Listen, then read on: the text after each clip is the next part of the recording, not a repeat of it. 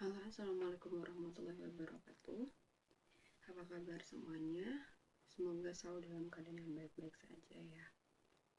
Hari ini Ibu akan menjelaskan lanjutan dari stoikiometri yang dengan subbab kadar zat, reaksi pembatas, dan garam hidrat. Mohon bersabar karena ternyata kita masih belum bisa berjumpa. Jadi hanya bisa melalui video. Semoga membantu sedikit. Oke, kadar unsur dalam senyawa terlebih dahulu atau kadar zat digunakan untuk menghitung perbandingan massa unsur-unsur dalam suatu senyawa. Nah, kadar unsur itu ada dua jenisnya. Yang pertama persentase massa dan yang kedua persentase volume. Persentase massa dia digunakan untuk menghitung kadar zat terlarut dalam sejumlah massa larutan. Sedangkan persentase volume digunakan untuk menghitung kadar zat terlarut dalam sejumlah volume larutan. Untuk rumusnya sendiri, kalau persentase massa, kadar zat yang diketahui, dia lambangnya persen, sama dengan massa zat yang ditanya per total massa atau massa yang diketahui dikali 100%. Nah, sedangkan untuk persentase volume, dia rumusnya sama kadar zat yang ditanya ya, seharusnya ini kadar zat yang ditanya, bukan diketahui tapi ditanya, sama dengan volume zat yang ditanya per volume zat atau volume yang diketahui dikali 100%. Sekali lagi, kadar zat yang ditanya bukan kadar zat yang diketahui. Kadar zat yang diketahui biasanya dia 100% total. Contoh soalnya yang pertama, urea murni terdapat dalam 250 kg pupuk adalah sejumlah 225 kg. Berapa persentase kadar kemurnian pupuk tersebut? Jadi maksud soalnya adalah ketika ada orang beli pupuk, tulisannya 250 kg urea murni. Padahal setelah diuji cuma ada 225 kg. Nah, berapa sih kadar kemurnian pupuk urea tersebut? Diketahui massa dalam karung gitu ya, itu 250 kg. Nah, massa sesungguhnya 225 kg. Berarti kalau kita lihat rumusnya yang tadi ya, seperti ini, berarti kan kadar urea murni sama dengan massa zatnya 225 yang ditulisnya 250 atau massa totalnya 250 dikali 100% sama dengan 90%. Jadi kemurnian pupuk ureanya 90%. Nah, lanjutannya, paduan logam stainless steel yang digunakan sebagai sendok dan alat rumah tangga mengandung 8% Ni, 18 Cr, dan 74% Fe. Tentukan massa masing-masing zat penyusun stainless steel bila stainless steel tersebut adalah 200 gram. Oke, massa ditanya. Jadi yang ditanya ini adalah massanya. Otomatis yang rumus tadi kita bongkar karena massa yang ditanya. Berarti kan kadarnya semua ada ya. Berarti kadar per 100% dikali total massa atau massa yang diketahui. Ibu ulangi, tadi awalnya rumusnya kayak gini, tapi karena massa yang ditanya, berarti kadar zat yang diketahui per 100% ya, dibagi nih ya, ke sini dibagi, dikali total massa atau massa yang diketahui. Sehingga kalau nyari massa Ni, berarti massa yang ditanya kadar zat diketahuinya 8% per 100% dikali 200 gram atau total massanya. Massa diketahui atau total massanya. Silahkan persen-persen coret, 02-nya dicoret, jadi 8 kali 2, 16. Sama kayak massa CR. Massa CR 18% per 100% dikali 200, totalnya adalah 36 gram. Yang massa Fe juga. Nah, ketika mereka ditotal hasil 200 gram. Ini sama seperti perbandingan Proust atau hukum dasar ya, yang udah kalian pelajari. Nah, soal selanjutnya, dalam label alkohol yang dijual di toko obat tercantum kadar alkoholnya 70%. Berapa volume alkohol yang terdapat dalam 500 ml alkohol? Oke, jadi dalam kalau misalkan kamu beli alkohol 70%. Nah, kita cuma butuh 500 ml. Berapa kadar alkoholnya? Oke, berarti volume yang ditanya sama dengan kadar zat yang diketahui. Ini sama ya, jadi kita kebongkar ya, ditanya volumenya.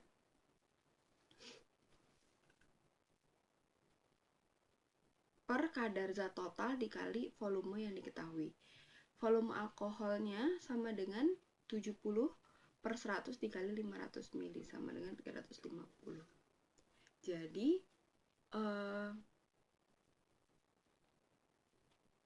ini menanyakan kalau 500 ml alkohol yang masih tetap 70% tuh berapa sih volumenya? Itu makanya kita pakai rumus ini. Volume alkohol sama dengan 70 per 100 dikali 500 ml sama dengan 350 ml. Tuh. Nah, reaksi pembatas. Reaksi pembatas apa sih dia? Ini primadonanya dari stoikiometri. Jadi reaksi pembatas adalah reaksi yang habis terlebih dahulu. Cara menentukannya yang pertama, tentukan jumlah mol zat-zat yang telah diketahui di soal. Yang kedua, menentukan jumlah mol setiap zat dibagi dengan koefisien reaksinya masing-masing. Udah dapat mol dibagi sama koefisiennya masing-masing. Yang ketiga, reaksi pembatas adalah reaksi yang hasilnya paling kecil dan dia akan habis. Oke.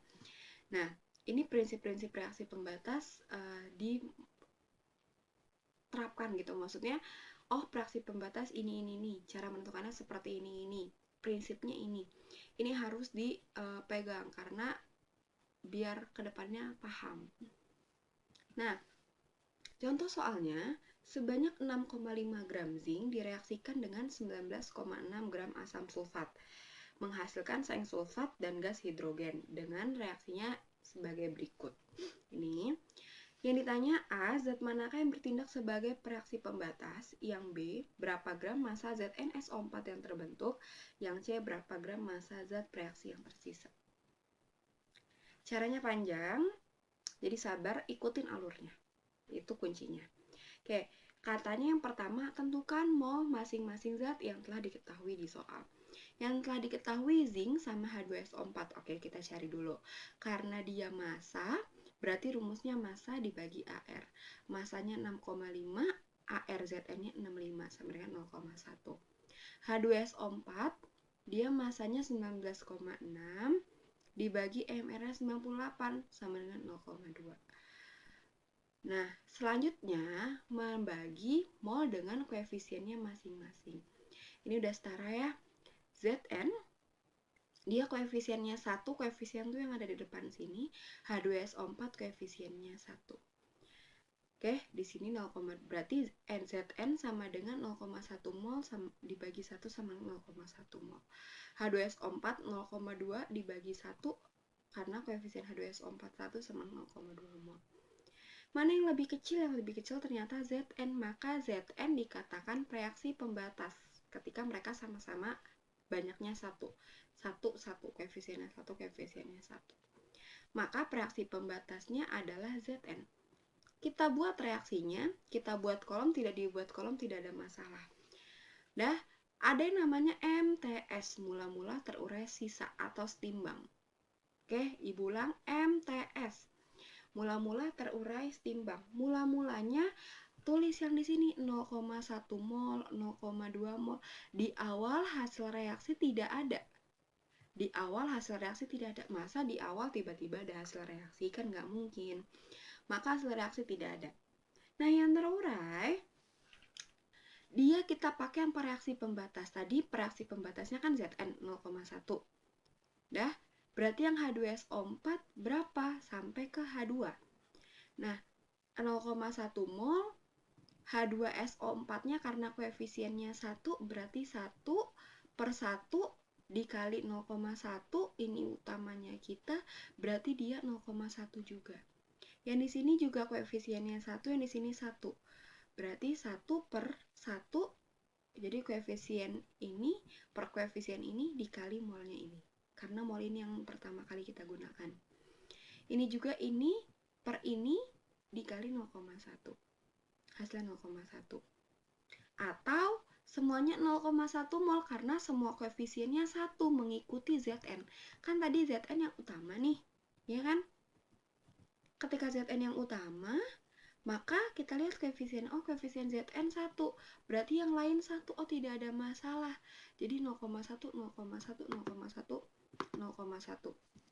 Nah, bagian yang pereaksi atau di sebelah kiri tanda panah itu selalu dikurang. Bagian di sebelah tanda kanan panah itu selalu ditambah. 0,1 kurang 0,1 habis. Ingat reaksi pembatas dia akan habis. Oke. Nah, H2SO4 0,2 dikurang 0,1 sama dengan 0,1. ZnSO4 dia ditambah.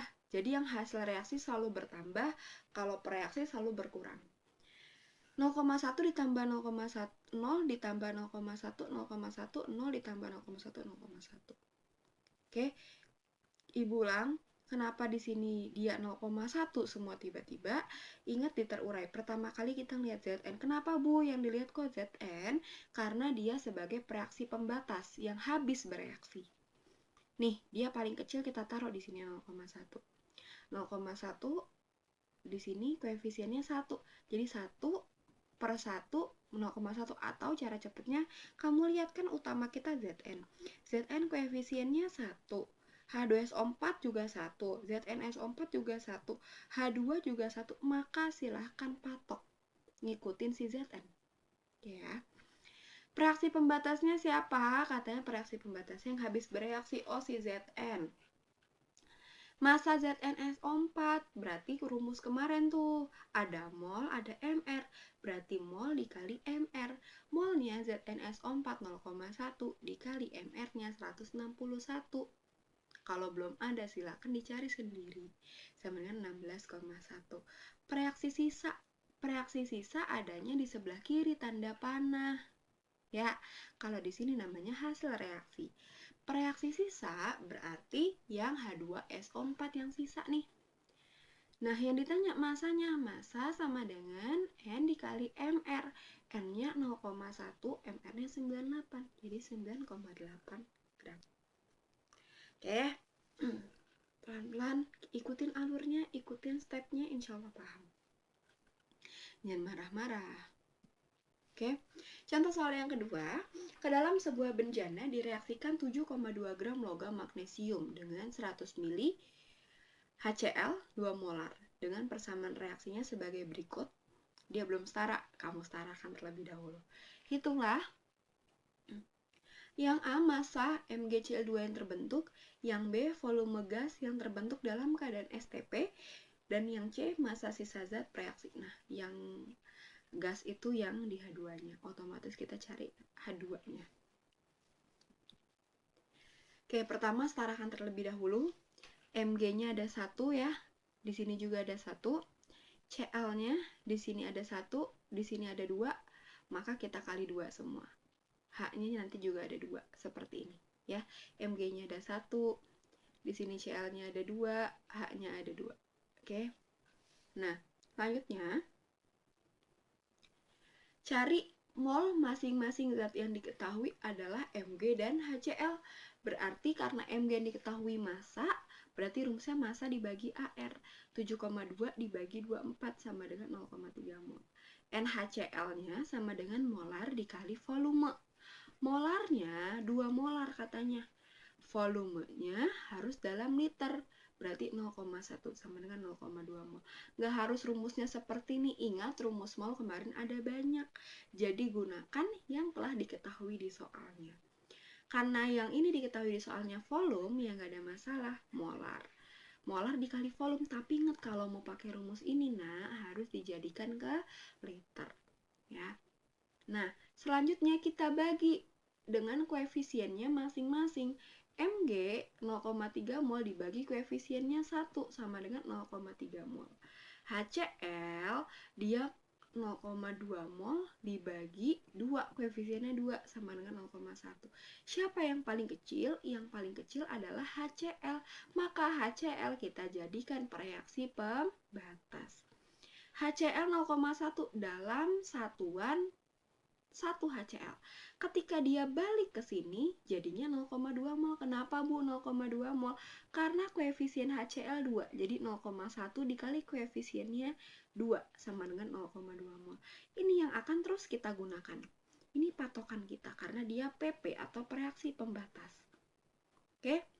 Terurainya yang lain. Nih, dapat dari mana angka segini, Bu? Mol diterurai Mg, MgCl2 sama H2 ya. Koefisiennya sama-sama 1. Kalau nggak 1 cari masing-masing. Rumusnya koefisien ditanya per koefisien yang diketahui dikali mol yang diketahui. Ingat patokan kita tadi HCl.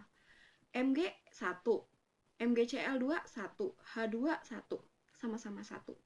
Koefisien yang ditanya per 2 dikali 0,2 sama dengan 0,1. Tapi kalau nanti MgCl-nya 2 di sini ngikutin 2 HCl. Kalau koefisiennya 3 di sini, Nak, berarti 3 dibagi 2 dikali 0,2 hasilnya berapa? Jadi ngikutin koefisiennya. Ini patokan kamu. Ya, jangan bingung lagi ini kenapa 0,2? Kan dia paling kecil. 0,1 ketika balik ke sini, dia harus dikali 2-nya sama koefisiennya, maka dia habis bereaksi. Untuk mencari terurai, kamu pakai yang ini. Atau kan di sini satuannya 0,1 nih. Berarti kan yang dibutuhkan 1. Oh, 0,1, 0,1, 0,1. Ngikutin. Ya. Atau mau pakai ini. Tapi paling gampang pakai ini karena ngikutin. Jadi koefisien ditanya per koefisien diketahuinya kan si HCl ini yang kita gunakan. Yang ditanyanya Mg, MgCl2, H2. Dapat dari mana, Bu? 1. Ingat koefisien Mg, MgCl2 dan H2-nya 1. Ya. Semoga paham. Nah, habis ini enak nih. Di sini 0,1, 0,1, 0,1, 0,3 dikurang 0,1, 0,2, 0,2 dikurang 0,2 habis dikatakan reaksi pembatas 0 ditambah 0,1, 0,1, 0 ditambah 0,1, 0,1. Maka reaksi pembatasnya HCl, volume H2-nya, ingat kalau volume berarti dikali ya, N dikali 22,4. 22,4 dari mana? Buka lagi PPT mengenai konsep mol. Berarti 0,1 mol dikali 22,4, 2,24 liter. Reaksi sisanya kamu lihat di sini reaksi yang di sebelah kiri tanda panah yang bersisa hanya Mg. Berarti N dikali dengan AR-nya. 0,2 dikali 24 sama dengan 4,8. Dapat dari mana AR-nya? Nih dapat dari soal. Kalau nggak ada silahkan dicari di SPU-nya masing-masing. Rumus kimia hidrat atau garam hidrat. Hidrat adalah zat padat yang mengikat beberapa unsur atau molekul air sebagai bagian dari struktur kristalnya. Jika suatu hidrat dipanaskan, maka sebagian atau seluruh air kristal akan lepas atau menguap menjadi garam yang disebut dengan garam anhidrat. Nah, rumus kimia hidratnya seperti ini. Jadi ada titik. Di sini ada 7H2O. Kita bongkar. MgSO4 7H2O ini disebut dengan garam hidrat, garam yang mengikat air. Angka 7 merupakan jumlah molekul air kristal. MgSO4 saja disebut dengan garam anhidrat, garam yang tidak mengikat air. H2O disebut dengan air kristalnya. Oke, kita masuk ke contoh soal. Sebanyak 11,6 gram senyawa hidrat Na2SO4 titik XH2O dipanaskan dan terbentuk Na2SO4 sebanyak 7,1 gram. Tentukan jumlah air kristal yang terkandung dalam senyawa tersebut dan tuliskan rumus senyawa berkristal tersebut. Nah, diketahui masanya Na2SO4XH2O katanya 11,6 gram. Na2SO4-nya 7,1 gram. Massa H2O-nya berarti sisanya.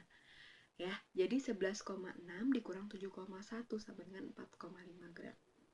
Yang ditanya rumus senyawa berkristal tersebut. Kamu buat reaksinya. Tadi ini ketika dipanaskan, Na2SO4 sendiri ditambah XH2O. yang kita butuhkan adalah X-nya ini. Rumus X-nya ini adalah mol air dibagi mol garam hidrat. Sorry, anhidrat ya. Garam anhidrat. Kalau hidrat yang mengikat air, garam anhidrat. Garam anhidrat itu yang Na2SO4. Oke? Ibu ulang, air per garam anhidratnya. Nah, H2O-nya ini kita cari nih yang dibutuhkan X-nya ini kan. Jadi mol air dibagi mol garam anhidratnya. Mol ya, berarti kalau mol ada massa pasti ada MR-nya. MR silahkan dicari.